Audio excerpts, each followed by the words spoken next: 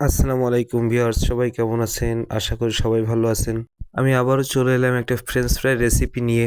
খুব সহজে কিভাবে ফ্রেঞ্চ ফ্রাই তৈরি করতে হয় আমি আপনাদের দেখাবো।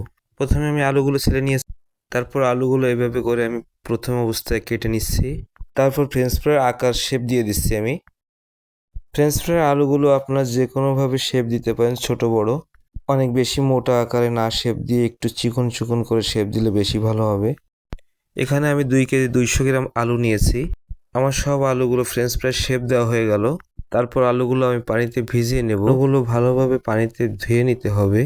কিছু সময় পর আলুগুলোর পানি আমি ভালোভাবে ঝরিয়ে নেব এভাবে।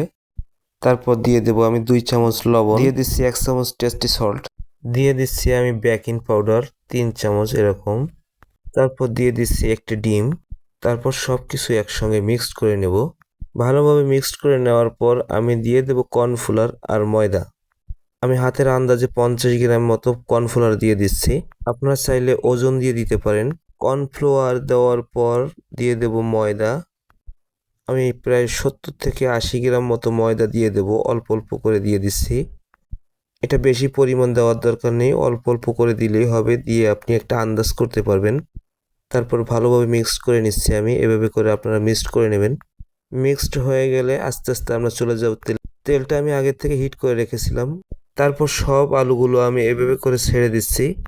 এটা একটু বেশি হিটে ছাড়তে হবে, তাহলে বেশি ভালো হবে। এভাবে করে আমি সব আলুগুলো ছেড়ে দিচ্ছি।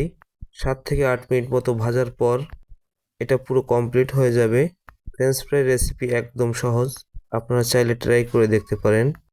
আমি এভাবে করে ফ্রেঞ্চ ফ্রাইগুলো উল্টিয়ে দিচ্ছি। আমার ফ্রেঞ্চ ফ্রাইগুলো প্রায় হয়ে এসেছে। আমার ফ্রেঞ্চ ফ্রাইগুলো সম্পূর্ণ হয়ে যাওয়ার পর আমি উঠিয়ে নিয়েছি। আজ এ পর্যন্ত। আবারও নতুন কোনো ভিডিও নিয়ে আপনাদের সামনে আবার হাজির হব। আল্লাহ হাফেজ।